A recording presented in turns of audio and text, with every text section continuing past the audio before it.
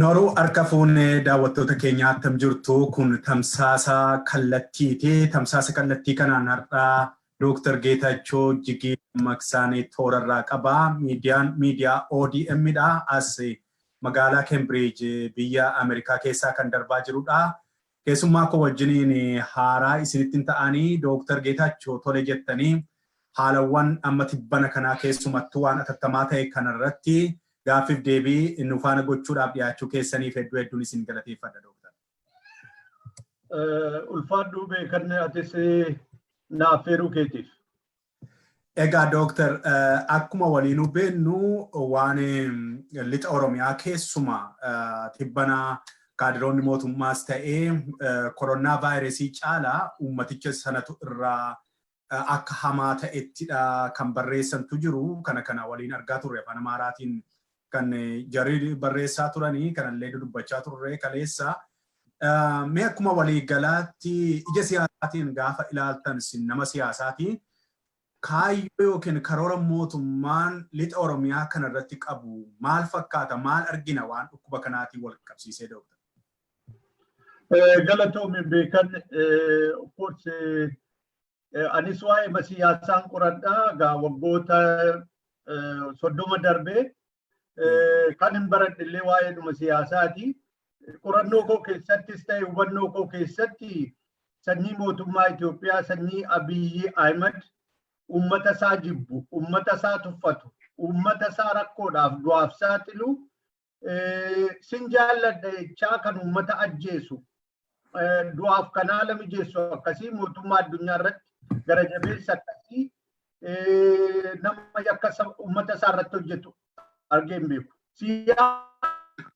Siyaasuma diktaatera biyya Afrikaa keessattis qorachaan ture, biyya Awuroopaas, biyya Ruusiyaas kun waggaa meeqaa waan akkasii gara jabina akkasii argeen beeku. Dabballoonni isaaniillee akkasuma gara jabeessa. Waan isaanii Wallagga irratti barreessan ilaalaan jira. Inni kaani Wallagga uummata illee gadi buusanii uummata miliyoona 20 ol ta'u 25 ta'u uummata miliyoona 15 jedhan ilaali. Ganaa abjuu isaanii abjootan yoo uummanni kun dhukkubaan dhumee dhuguma 15 malee 20 miti jechuudhaaf jedhanii ammumaas baay'ina uummataa gadi buusan. Zooniin 8 Wallaggi zooniin 4 lixi Shawaa fi Gujiin lamaanii fi Booranni miliyoona 15 miti. Asumarraa ka'aniiti. Kanaaf lammaffaa immoo Wallagga karoona vaayirasiin hin naqu jedha taa'ee danda'a maaliif jennaan tuuristiinis dhaqee hin beeku achis namni dhaqu hin jiru achis namni dhufu hin jiru. Mootummaan akkas jedhee ibsa kennu hin jiru. Kanaaf abjuun Abiyyi Ahmediif taa'eefaa uummata kana fixuudha. Uummata kana immoo akka isaan fixuuf qophaa'anii ragaa qabatamaa guddaa qabna. Finfinnee keessatti Buraayyuu keessatti iyyuu fixaa jiranii. Hidhanii Awaash Arbaatti fixaa jiran uummata kana. Abdii raggaasaa dabalate. Abdiin har'oo gadhiisan Finfinnee keessaa lafa deemuu qabu. Addi bilisummaa Oromoo jira. Ani iyyuu nan dhaqa Finfinnee. Kanaaf miseensi adda bilisummaa Oromoo har'a mana hidhaa keessa teessisu sababi tokko hin jiru. Jarri kun nama siyaasaati. Fufaanis ta'e, abdiinis ta'e, Dassuu Duulaas ta'e eenyu yoo har'a gadhiifte hojiidhuma isaanii kaleessaa hojjetu. Dura beekaa dhufan garatti hin baqatan hin deeman utuu deemaa jedhanii beekaa fixuudhaaf jedhanii hidhaan.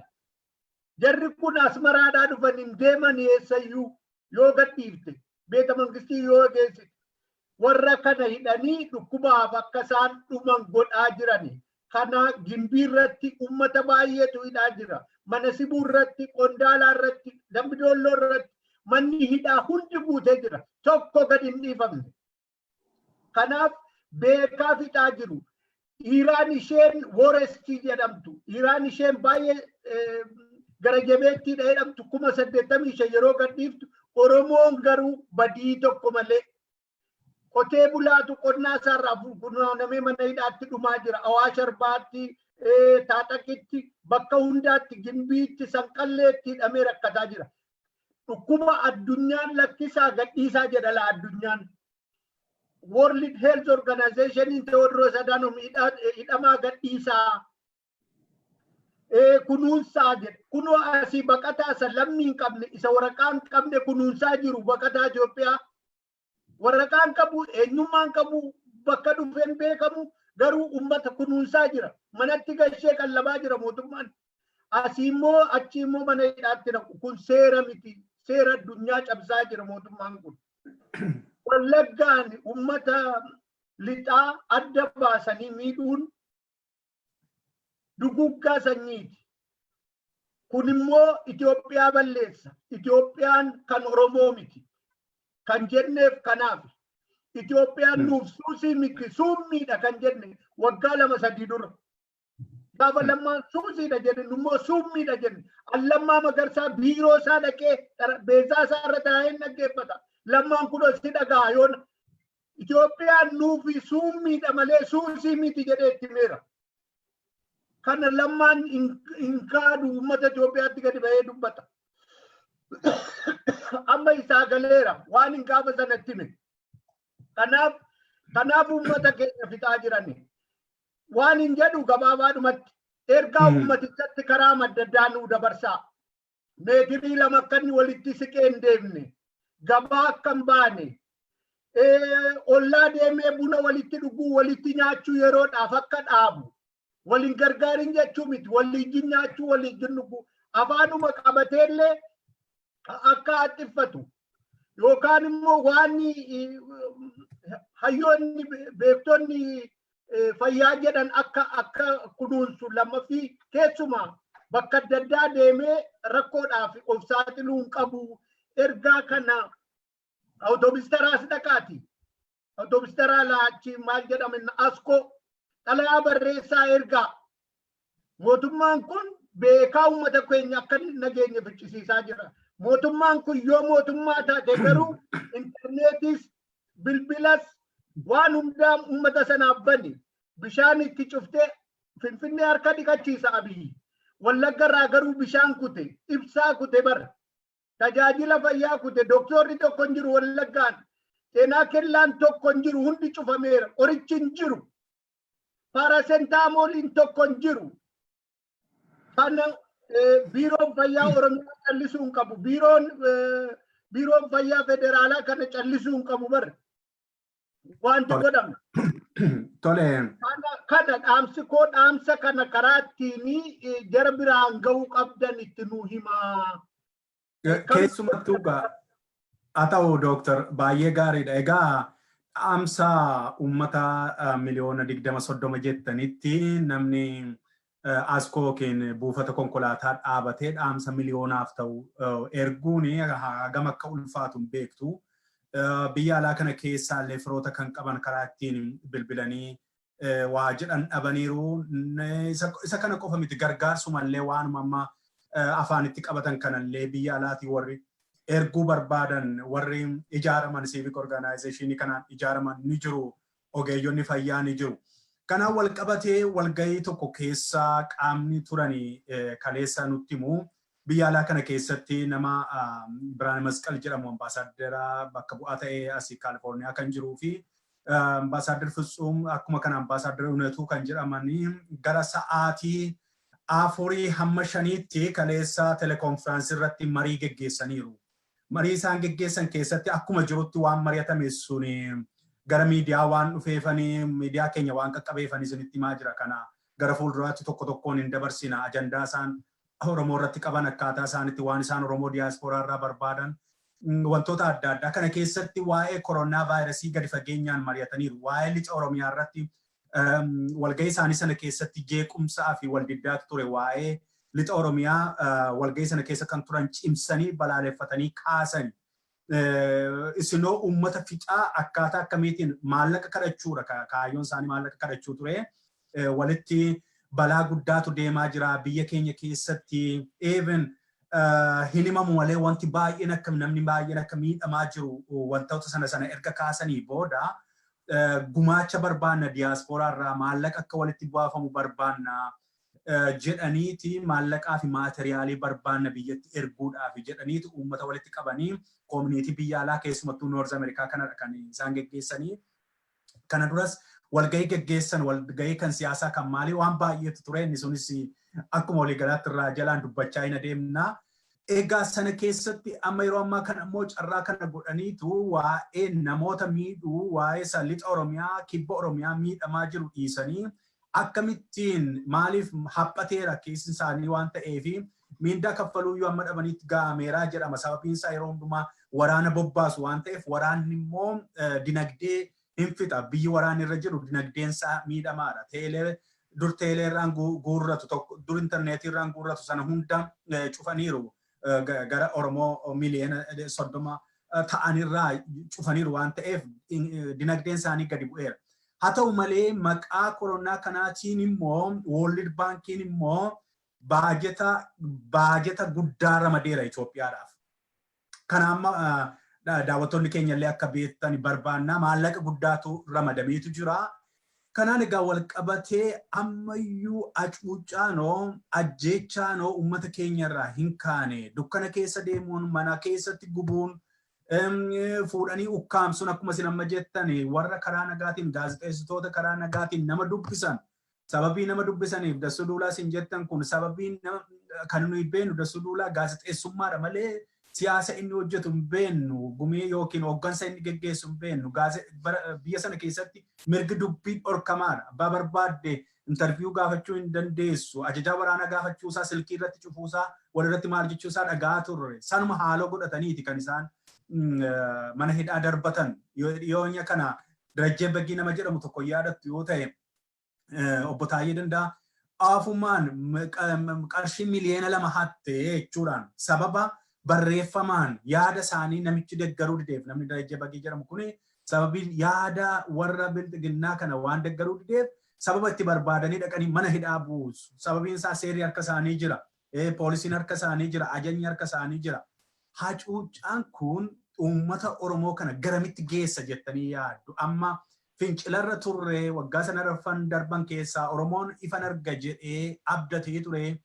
Ifni kun immoo hin argamne akkuma isin jettan nama afaan Oromoo dubbatu garuu sum'ii guddaa seenaa keessattuu ta'een beennetu saba Oromoo irra ta'e.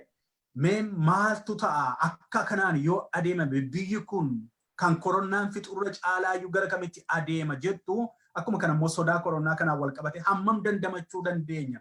Biyyi guddate iyyuu kunoo Itaaliyoon argitu ta'e guyyaatti 700 600 owwaalaa oola. Inni dinagdeedhaan fagaata. In dhukkubsatootaaf siree dhuunfaa qabullee yoo akkas rakkataa jira. Uummanni keenya hagamirraa hafa jettanii yaaddu dooktar. Kanaan rakkannee jennaan karaa otoobisii xalaadhaan akka uummata keenya bira gahu ilaali. Zallaas jechuun waan hin dandeenye gochuu ani bilbiluu hin danda'u fira kooti ati bilbiluu hin dandeessu gorsuu hin dandeenyu. Kanaaf uummati hambifanna jennee yaadnu hin jiru. Dhukkubi tokko gallaan kaleessa akka odeeffamutti dhukkubi kun Jaarsoo Wallagga keessa naannoo Najjoo gaheera jedhamu. Hospitaala Naqamtee galeera jedhamu oduudha garuu mirkaneeffannee haa ta'u malee tokkittiin galee jennaan hospitaalli Naqamtee hospitaala ta'uu dhiisee mana koronaa ta'a jechuudha. Maaliif koronaa ta'a jechuudha? Maaliif yoo jette doktoronni 20 ta'anii iddoo tokkotti wayyaa qayyaratu jedhan. Doktoronni 10 mana tokko keessa rafuu jedhan galgala. Nama 10 ta'anii rafanii fayyaa hin fayyisu moo hin ajjeesu? Egaa kun Naqamte egaa gimbii moo dhiisi egaa gara gadi Dambidolloo dhiisi. Haalli uummata keenya keessa jiru hakiimiin hin jiru. Sila sitti meera paarasentamooliin hin jiru. Hakiimii mitiiti. Waan harkatti kaa'atan waan afaanitti kaa'atan hin jiru achi. Isaan inni Abiyyii fi Taakkaleen argisiisan Addis Ababaadha. Itoophiyaa jechuun Taakkalee fi Abiyyii fi Addis Ababaadha. Lafa gannata godhanii bishaan katamaa kee yaasanii bishaan nama hundumaa obaasanii hundumaa karaatti ba'anii bishaan nama dhiqanii Wallagga bishaan afaan ittiin tiifatan iyyuu hin jiru. Uummanni afaan goggaa jiraataa jira bishaan ibsaarraa kutanii bishaan attamitti godhata motoriin ibsaa malee. Kanaaf bilbilli hin jiru, ibsaan hin jiru, bishaan hin jiru, tajaajilli fayyaa hin jiru beekan. Kanaaf waa'ee Itaaliyaa fi Chaayinaa wajjin wal bira qabuu hin dandeessu cifumaa. Hospitaalli bakka hin jirretti fayyaa. ummata nama dubartii ulfaa jeesutu ammati waa'ee karoonaa ummata keenyaaf dhiphata ittee yaadda mootummaan kun. Mootummaa Itoophiyaa irraa Oromoodhaaf nagaan hin ta'a jettee yaaddaati. Itoophiyaan Oromoodhaaf nagaa fiddi jettee yaadda. Itoophiyaan mataan ishee karoonaa sana vaayirasii kanaa oli bar ummata Oromoof summiidha jenneerra summii. Waan isaan godhaa jiran yeroo si'anaa waajjirri mootummaa tajaajila kennaa hin jiru bar ummata tajaajilaa hin jiru ummata irratti hojjechaa jira. Biltsiginnaa yeroo kana walgahii geggeessaa jira Lubbaa Bor keessatti manni barumsaa hundi cufamee walgahii dabballeedhaan guutamee jira. Kana keessa dhukkubi kun akka daddarbu ta'ee jedhamee godhamaa jira laal.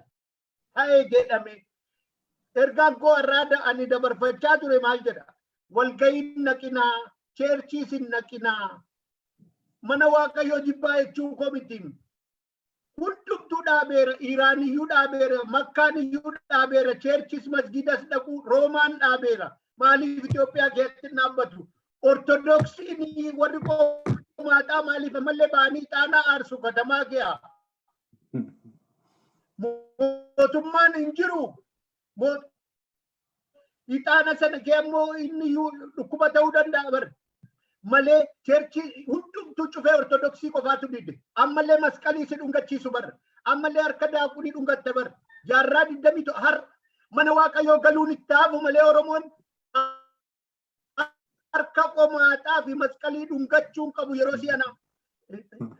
Nattaafu dhugaansiin jedha beekan duudhaaf itti attamitti harka namaa dhungatta harka namaa hin qabinaa utuu siin jedhanii masqalii dhungatta girgiddaa tokkicha dhungatta inni sun dhungatee deeme atitti deemtee dhungatta maal jechuudha kun beekan Oromootti kana Oromoon kuni naftanyaa yoo ta'e malee naga'uunii uniin Oromoodhaam rakkoon Oromoon qeesii Habashaa fi daakunii dhaga'a ammayyuu daakun Daani'el Kibratiin dhaga'a anaaniin dhaga'u ilma isaa Abii hattuu dhagaa isan tamaariin utuu kifilii torba ka'ee PhD isa argate sobaan isa dhagaa ilma isaa isa qulqulluu dhiise waaqa nuun jedhe barre abiin. Kanaaf Itoophiyaan kun haa ta'u OPDO'n isa ta'u PP'n kun Oromoo balleessanii badu. Namicha Liiban jedhanii London irratti dubbatanii dhugaa dubbatee mufumaan namni itti duule malee yeroo sana. Innaa biyyi kun ummata Oromoo afaan cuftee intarneetii irraa guttee yeroo dhukkubaa kana keessatti qoricha dhowwattee yeroo isheen ajjeeftu ammallee kan Itoophiyaaf jedhee faarsu jira Raabadooriin warri nu fajechaa ba'an waggaa 2 miidiyaa ONN'n qabatanii Itoophiyaa lammaa keenya abichuu keenya maal keenya jedhanii warri nutti yaa ba'an. Nu kaamsanii har'a gadi ba'anii waa'ee koronaa waa'ee dhukkuba kanaa maan dubbatani waa'ee uummata dhiira miti maal ta'e akka dhiiraatti dhalatanii Awurooppaadhaa galanii barree gadi ba'anii uummati kun miidhamaa jira. Gorsaa Abiyyitti Leencoo Baatii Hasan Huseen hundeen maali garasuun ba'anii Abiyyi maal hojjechaa jirtan jedhanii beekan dhiira maal hojjechaa jirta uummata keenya asirratti gaan dhaabbannan jedhanii lammaan gadi ba'een dubbatu yoomi dhiirummaan yoomi oromummaan yoomi gooftaa uummanni kan gooftaa ta'u meerre Jawaariin dubbata waa'ee uummata affanamee waggaa ammasii taa'e kana komaandi poostii jalatti waggaa 2 ol taa'e komaandi seera addunyaan ala bar kun militarii jala mootummaan hin jiraatu bar guyyaa 3 ji'a tokko maximum ji'a 3 attamitti intarneetii fi bilbilli irraa kutamee mirga dhalli namaa addunyaa irraa qabu dhorkame uummanni Wallaggaa akka kana Itoophiyaa isaanii jinjiraanna never and ever kana booddee ati dabalattee waa'ee Itoophiyaa yoo natti himte diinni si jechuudha.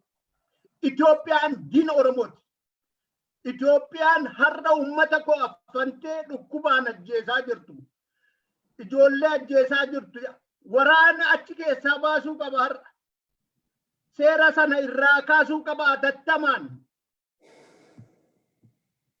Ummanni kun waan addunyaan argatu odeeffannoo argachuu qaba.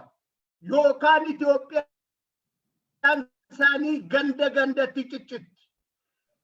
Lammaffaa hirmiidha Itoophiyaa diriiriin hin jiru haala kanaan. Ummanni Wallaggaa du'ee, ummanni Wallaggaa ukkaanfamee Abiyyii fi Itoophiyaa diriiriin hin jirtu. Waanuma fedhetu hafa malee. Isheenuma kanaaf Itoophiyaan Oromoo kaasitee. Dhumarratti Dooktar keenya inni kan biraan immoo yeroo baay'ee Oromoon inuma kadhanna. In kadhanna gaafan isiniin jedhu hani dhamenuu hiikii jenna. Mootummaa Oromoo garboomsu kanaan. Ibsaa nuu kennii jenna. Sana nuu kennii jenna. Mootummaa kana kan akka waaqaatti ofirra kaayoo Oromoodha. Maalitti kenninee maal harkaa fudhachuudhaaf yeroo hundaa kadhanna. Akkas jechuun mootummaan tokko sirni kun nama 10 yoo nu jalaa hidhee yoo si jalaa hidhee waggaa tokko booda nama 2 sii baasee harka walitti sireebsisee ammas immoo nama 20 deebi'ee hidhee si boossisee ammas immoo takka ture 5 sii gadhiisee si na burraaksisee amma akka itti fiilmii akkasii ture nu battoota tan Dooktar yeroo darbe keessa hidhamtoota 20 ol mootummaan jijjiiramaa baasee nuun jechaa ture Lammaa Magarsaa. Immoo 1,000 meeqaa ol jedhe kaniisise immoo sirna isaati. Kanidha immoo isa ture. Achii booda immoo gaafa nuu baase gaafa jedhan immoo achii booda xiinxalli Oromoon diyaaspooraa kun Awurooppaa Ameerikaa kana dabalatee jijjiirama guddaa ta'ee hidhamaa keenya nuu hiikanii jedhan. Kanidhees isaanuma kan hiikee gammachiisee sirbisiisus isaanuma ammas immoo deebi'ee bifa haaraatiin kan hidhaa jiru isaanuma. Oromoon kun hamma yoomiitti boo'aa ta'a. Hamma yoomiitti sodaata. Hamma yoomiitti garboonfataa akka waaqaatti naa kenni narraa fudhu naa kenni jecha akka ittiin waggaa meeqa itti fufuu danda'a dhaloonni Dooktar asumaan dhaamsaa xumuraa dabarfadhaati dubbii keenya asirratti xumurraa. Galatoomii beekan kana booddee Oromoon kaayyoodhuma isaa jala deemuu qaba malee waa'ee Itoophiyaa mootummaa Itoophiyaaf beekamtii kennuu hin qabu. Itoophiyaa haaromsina jechuun qabu. Itoophiyaa demokraatessina jechuun qabu. Seera Itoophiyaa fi eega mangistii Itoophiyaa fudhachuun qabu Oromoon. Qeerroon Oromoon laga galee maroojjiin loluu qaba. Waldichatti galee loluu qaba. Aniifati immoo waan dandeenyuun gargaaru. Hojii dippiloomaasiidhaan maallaqaan waan dandeenyuun gargaaru. Qeerroon immoo meeshaa garee booti irraa guuree poolisii irraa guuree wabootti dabalamuu qaba. Isaa mootummaa diigamuu qaba ofiishaalii dhuqinnaa kennuuf hin qabu. Qeerroon Oromoo lammaffii waboo jalatti ijaaramuu qaba. Abaa'oo jalatti iyyuu miti. Abaa'oo